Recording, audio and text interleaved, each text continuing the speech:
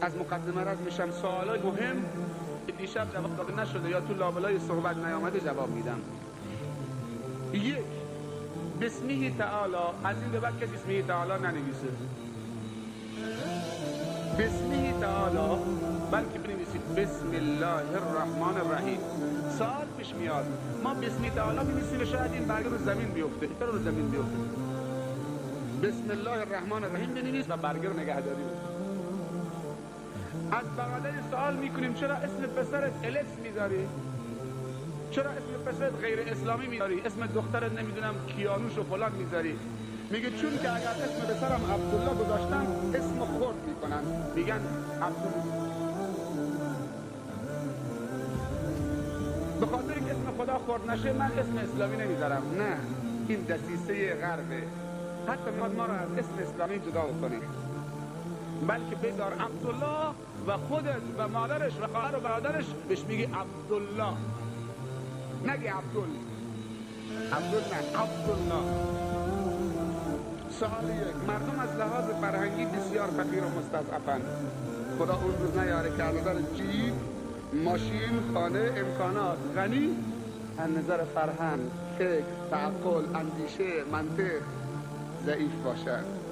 فقر فرهنگی یعنی مرد، هرچند که تاجر باشی، هرچند که غنی باشی. اونهایی که اینجاشون غنیه اونها بور کردن. و قل رب زدنی علما، تنها دعایی که و تنها کن از کار و آزاد. صحابه تعجب کردن، امروز کار عجیب و غریب انجام داده ای رسول خدا، چرا این کار کردی؟ گفت که سلام که دادم که یک طلا یاد آمد، یک تکه طلا کوچک تو خونه من هست. بلا فاصله تفسیرم که دنیا واضح خانم شده، اگر نرم با عجل دیدونش بکنم آخرت رو از دل من و خانه من بیرون میشه. وقتی رفتم خانه نگاش میکنم زرد قشنگ، این طرف دلم چشمم خیره میکنه. نخواستم و باقیات الصالحات خیر وللآخرة خیر لک من الاولی. چی میگی؟ زنش عایشه رضی الله عنها گفت که من میرم بیرون برمیگردم این گوسفند رو تکه تکه بکن ببخش برای همسایه ها فقرا. وقتی برش گفت زن گوشتا چه کار کردی؟ گفت همش رفت فقط یک دستش مونده برای خودمون. گفت زن چه داری میگی؟ همش رفت یک دستش مونده. اشتباه داره میکنی، اینطوری بگو همش مونده یک دستش رفته. اون چیزی که در راه خدا برای فقرا دادی همش مونده. اون چیزی که برای خودمون نگه داشت تو شکمون بره اون رفته از دست و چه تو چاه فاضلا میره. اون چیزی که دادی همش مونده، اون چیزی که نگه داشتی همش رفته. این فرهنگ عزیزان من. مردم از لحاظ فرهنگی بسیار فقیر و مستضعفند. یک سوال صلوات هم بدید باشید تو.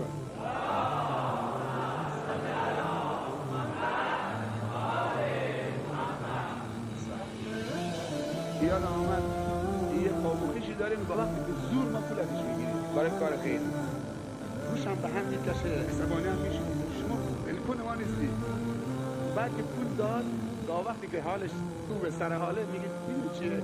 خدا پدر ما رو شما هم بخمرده. تا وقتی به زور پول از ما میگیری ما هم اول چه خودمون هم میکشیم، اما این توفیق اجباریه که نصیب ما بشه. الحمدلله که شما هستی به زور از ما بگیری و اگر نه خودمون خیرم نمیکردیم. این هم توفیق اجباری بود. برای چه دو صلوات ما چیز دیگه گفتیم دو صلوات دیم صلوات باش. سوال اینجاست، حالا که ما از نظر فرهنگی خیلی فقیریم و مستضعفیم، علاقه داریم که از نظر فرهنگی غنی باشیم؟ جواب چیه؟ همه با هم نه ضعیفه. حاضریم غنی باشیم، خودمون رو جلو بندازیم انشاءالله. شما میای اینجا، شما بیا. محمود حالا خوبه؟ الحمدلله. الله اکبر. چه گفت تو؟ نگفت خوبم، گفت الحمدلله. چند گفت؟ 3 روز بارن هم حافظه. باباش چند روز حافظه؟ خب ببخشید قصدی نداشتم یه وقتی باباش شرمنده بکنم، ولی چه؟ معمولا اینا جلو میفتن. خب 3 جز قرآن هم حفظه. پس این خیلی بزرگتر از این. در زمان پیامبر صلی الله علیه و سلم هر کسی 2 جز قرآن حفظ بود از بزرگان علما به حسابش می آوردن. من تعبیرم درباره اینا کوچکان بزرگ آینده است. کوچکان بزرگ. قبوله؟ بله. ولی خوشم آمد گفت الحمدلله. میدونی فرق خوبم تا الحمدلله چیه؟ الحمدلله یعنی چه حالم خوب باشه چه حالم بد باشه الحمدلله، همه حال. این معنیشه و این فرهنگشه. تنها کن این یک فرهنگ لا غنی هستیم و کم کم داریم متوجه میشیم انشاءالله. خب بعضی از دوستان سوال کردن که ما از نظر علمی ضعیفیم توی این منطقه. من سوال کردم حالا که ضعیفیم شما میدونید که انشاءالله خودتون رو جلو بندازید، تصمیم داری؟ گفتم بله. حالا میخوام یه سوال بکنم، تو اگر میخوای بوی لباست خوش باشه چه کار میکنی؟ عطر میزنه. آفرین. میتونی عطر بزنی به لباست؟ بله میتونه. اگر عطر زد بوی لباسش خوش میشه میگی میتونم عطرم بزنم. خیلی. اگر میخوای خوب بشی میتونی خوب بشی؟ چه کار میکنی؟ چه کار میکنی؟ خوب میشم، کارهای خوب انجام میدم. پس میشه کارهای خوب انجام داد، خوب شد. اگر میخوای عالم بشی میتونی؟ چطوری؟ درس میخونم. بله درس میخونم. میتونی درس بخونی؟ بله. حالا دیدی خواستن توانستنه. اگر ما بخوایم بوی بدنمون خوش میشه. من میتونم سرمو شونه بکنم بیام مسجد، میتونم منطوری.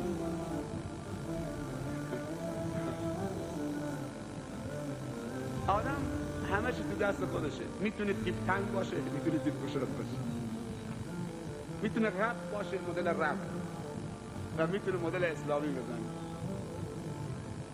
دست خود انسان. این آقای بزرگ کوچک بزرگ میگه من میتونم خوب بشم، عالم بشم، لباسمو خوشبو بکنم. خواستن توانستنه. همین که من گفتم از این بعد یه صندوق تعاون تو خور تشکیل بدیم و تو دهات و روستاهای اطراف هر کسی میخواد درس بکنه از این صندوق خرجش بشه. مسابقات حفظ قرآن بذارن. هر کسی حافظ یک جز شد مثلا اینقدر جایزه براش. حافظ کل قرآن یک سکه بهار آزادی، ربع سکه، نصف سکه، پیشرفت بکنه. تعاون و همکاری لازمه. فردای قیامت حسرتی به من ضربه زد که هنوز فراموش نمی‌کنم، یعنی دستی به من داد. دیدم که یه نفر نشستی اینطوری مظلوم تو خیابون. گفتم این حتما خیلی وضعش خرابه. خودم به خودم گفتم، تو دلم گفتم برم پیشش به این 1000 تومن بدم. یعنی پیش خودم می‌خواستم قیافه بگیرم، نه 1000 تومن بهش بدم. رفتم یه واشکی اینطوری دست کردم، گفتم بابا سلام بگیر. خب نگاه کرد پول پک کرد رو زمین. گفت من گدا نیستم، فقیرم نیستم. میدونی چه درسی به من داد؟ یعنی اونقدر اون 1000 تومن بی ارزش شد تو نظر من. گفتم خدایا این چه صحنه‌ای بود. پولی که همه نیاز دارن من با فیس و پاس میخواستم بهش بدم، اینطوری بی نیاز شد. چقدر من شرمنده شدم. خرج بکنی در راه خدا قبل از اینکه پول به فقیر بدی، فقیر درود بر بگردونه و پول رو دستت باد بکنه و بمیری حسرت این برگه های هزاری ببرید. تو روزنامه خوندم که یه تاجر تبریزی 500 میلیون برای مدرسه در سراسر ایران اهدا کرده بود. 500 میلیون به آموزش پرورش، نه برای تبریز و برای کل استانهای ایران. 500 میلیون تومان. گفتم خدایا چه دارم میشنوم؟ 500 میلیون تومان. ولی برای ورزشکاران میدن پول. هر پولی خدا میدونه. تو دبی چیزای عجیب غریب هم دیدم و شنیدم. گفتن یه نفر 500,000 تومان خرج فوتبال کرده در سال گذشته. از این بچهای خودمون همین منطقه 500,000 درهم. گفتم خدایا این دیگه چیه؟ بله اجازه است دست بگید.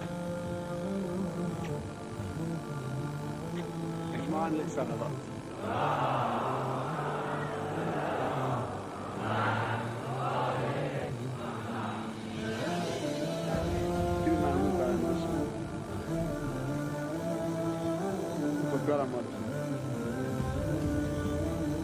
سوال دوم، والدین به تقاضای فرزندان بیچون و چرا تسلیم هستند و خواسته ها را برآورد می نمایند. موتورسیکلت، ویدیو، نوار کاست، دیسکت و طلا، پول، همه چیز. اگر این هست خیلی خطرناک که بچه در سن سال کودکی، نوجوانی همه خواسته های مادیش برآورده بشه. پدرها این کار نکنن که بچه های خودشون رو با دست خودشون بدبخت کردن. یه نقطه دیگه بگم، وقتی کسی پدرش میمیره تو محله ما یتیم میشه، نه مردم به خاطر ترحم بکنن این بچه یتیم گناه داره 1000 تومن، اون میگه 1000 تومن، دست خود یتیم میدن همین 1000 تومن اون بچه یتیم محتاج. اون بچه کوچکه، این کار نکن. اصلا این ترحم نیست، این خیانته، این ظلمه، این نابودی اون بچه یتیمه. بچه‌ای که 3 سالشه به خاطر ترحم این یتیمه، کسی نداره، 1000 تومن، 1000 تومن، 2000 تومن، 3000 تومن. اگر راست میگی لباس و غذا و کاربار و امکانات در اختیارش بذار، به اندازه نیاز زندگیش بررسی بکن، به خودت بگو و خدا ای خدا از اول زندگیشون تا اینکه ازدواج نکردن همه خرجشون با خود من، تکفل یتیم. این ارزش داره، نه اینکه 1000 تومن 2000 تومن دست بچه یتیم.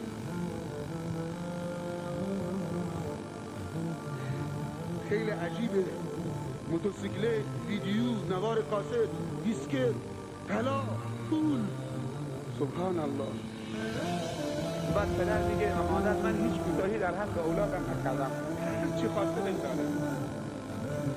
این کوتاهی نیست، این بزرگترین خیانت در حق پسر دخترته. فردای قیامت همین دختر و پسر یک قد میگیره.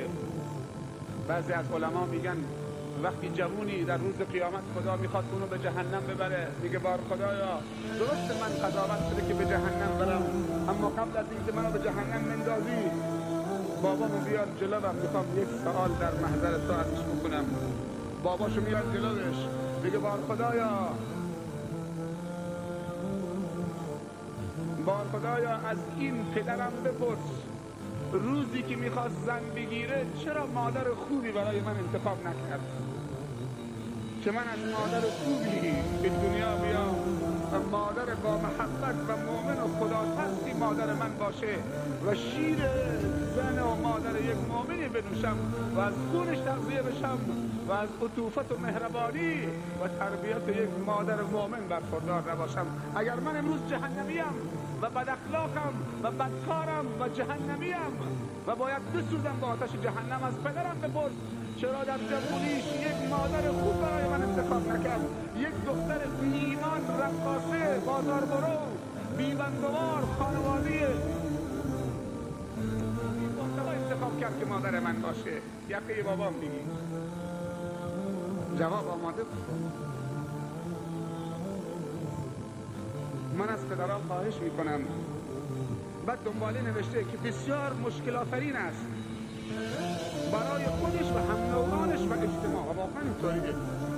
چقدر دلگرم کوچه هست، هر کدوم یه تفنگ بادی هم دستشون داده هست، با مشکل مواجه میشی. فکر نداره همون تفنگ بادی رو به بچه مردم میکنه، تیر در میشه. آدم بوده که بچه کوچک تفنگ 5.5 داشته، چشم پسر همسایه رو کور کرده. بشوخی چه جواب میدی؟ الان 16 17 20 سالشه. وقتی میبینمش که فدای بیفرهنگی بچه همسایه و پدر همسایه شده که تفنگ خریده در سن 10 سالگی برای بچهش، موتورسیکلت خریده. شما میدونی چی کار داری میکنی؟ همه چی باید حساب شده باشه. حالا اینها رو برآورده کردی، چقدر به عقلش رسیدی؟ خیلی تعجب آوره. برای این پایی که روی خاک راه میره، دمپایی 20,000 تومان، پا با خاک تماس داره، نه دمپایی نعلین 20,000 تومان، لهشه با خاک. برای این کله‌ای که اینقدر ارزش داره و عقل توشه، حاضر نیست 10,000 تومان خرج بکنه. خیلی عجیب. بله 10-15 سالش که شد میفرستادش خلیج. بیا تو مغازه کار بکن، ول بکن. درس کسی درس پول به همراه نداره. همیشه به من گفتن، حتی به من 12 سال نبودم رفتم خارج که درس دینی بخونم. وقتی برگشتم اولین برخورد پسر همسایه به من گفت جلو جمع منو خورد کردن، ولی من خوردش نکردم. بعد از این که من قدرت گرفتم بعد از 10 سال که الان میتونم خوردش بکنم، تو بغلش گرفتم. الان قدرت دارم که خوردش بکنم. بعضی افراد از لبخندای ما سوء استفاده میکنن. علما باید 2 تا شخصیت داشته باشن. یک شخصیت مهربان برای کسانی که اهل مهربانی، دست به سینه بشی میشی خیلی درست برخورد. یه عدی وقتی دست به سینه میشی میگن فلانی از ما میترسه. نه، یه عدی باید از حساب ببرن. اینطوریه، باید حساب ببرن تا آدم بشن. روز اولی که آمده بودم من جوشم بلند بود، همین اندازه بود. برگشت تو جمع به من گفت آی ملا 12 سال رفتی خارج، چی شدی الان ملا شدی؟ اگه میرفتی دکتر و مهندس و درس رو نمیدونم فلان میخوندی و اروپا ماه 200-300 هزار تومان درآمدت بود.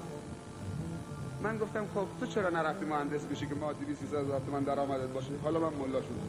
من که به تو نمیگم پام برو ملا بشو، حالا من اشتباه کردم. تو چرا نرفتی یه ملوان شدی، صیاد شدی؟ خلاص تمام شد. خفه شد.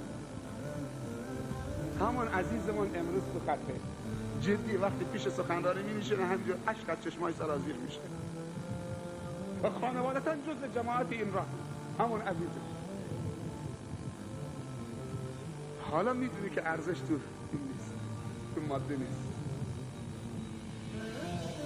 خواهشم از والدین و پدرها و مادرها اینه که از نظر فکری و تربوی آدم‌های خوب، انسان‌های عالم رفت آمد بکنید. در خونه به روی انسان‌های پاک، معلم خوب، طلبه‌ها، علما، انسان‌های پاک، اهل فکر رفت آمد با اونها بکنید، نشست و برخاست با اونها بکنید تا خیر و برکت به زندگی شما بیاد. یک قصه بگم، واقعیت داره. دوستی تعریف میکرد که یه روزی میخواستم یک